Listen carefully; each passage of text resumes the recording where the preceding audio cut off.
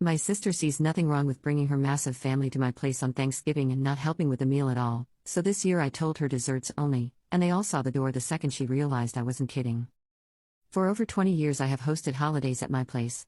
My sister and her family moved out of state, but are close enough to come back for each holiday. Sounds great, right? Well, not so much. Sister and her family always go to her in-laws' place for the big meal, and since her mill is not a great cook, they just pick at the food then invade my place for leftovers, aka the entire meal afterwards. Now you're probably thinking, what's the big deal, right? Well, the big deal is that it's gotten to the point my recipe for mashed potatoes starts with a 10-pound bag of potatoes, the turkey barely fits in the oven, the sides take up the entire counter, and I use an entire quart of cream for just desserts. It's a huge undertaking, and not only does sister not contribute financially, she never even has the decency to let me know whether they are coming or when. This year I texted the family that my kids were going to make the meal for just us, and if anyone wanted to join us afterwards, I have dessert and only dessert to share. As usual, I got a text from everyone else but nothing from sister. Rather than trying to chase her down, I assumed she had gotten the message and went on with my plans. The times comes and the kids put on a lovely meal. We eat and enjoy ourselves, then pack up the leftovers.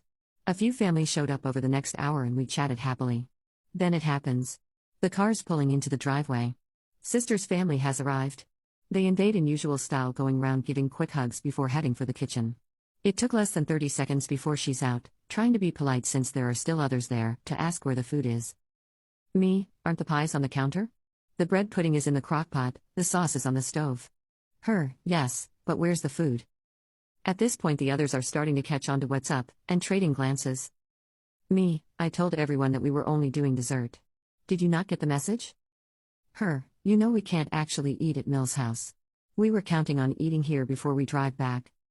Me, well, I think there should be fast food open somewhere between here and your place.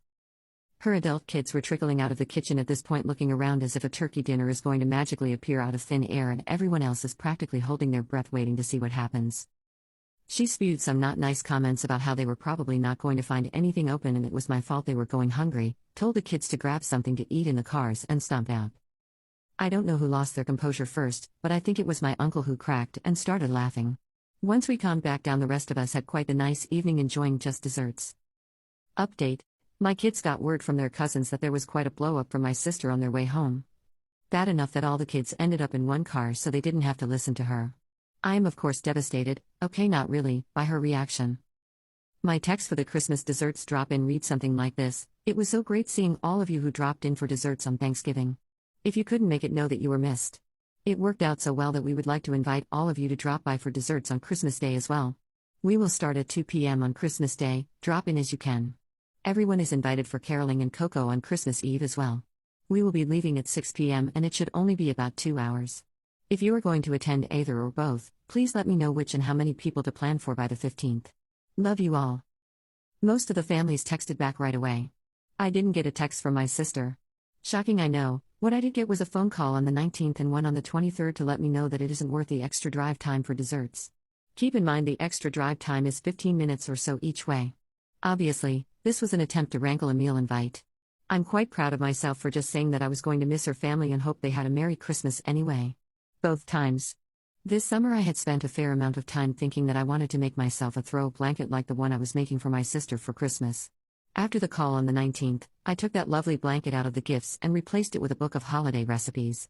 Since I was feeling extra petty, instead of making a nice book, laminated and illustrated pages, properly bound, I printed out the pages on plain paper and stapled them together. I mailed it Christmas Eve, so she should be getting it in the mail in a few days. Her adult kids, on the other hand, had decided that dealing with their mom was a pain and they would be coming by for desserts without telling her. It was a rather nice surprise to get that text on the 14th. On Christmas Day they even managed to get their teen brother into the car before she noticed as they were leaving. Funny thing, they all got their regular Christmas presents from under the tree when they arrived. They also got an abundance of texts from their mother having an absolute fit that they had come to my house. The funniest one was her telling them that she and their father were driving home without them. As if that was somehow a punishment. Insert eye roll of everyone present here. If you're wondering what recipes I chose to include in the cookbook, it's 25 pages of just desserts. Honestly, I couldn't resist. Edit to add, the kids were absolutely hysterical as they took turns reading out the angry texts they were receiving.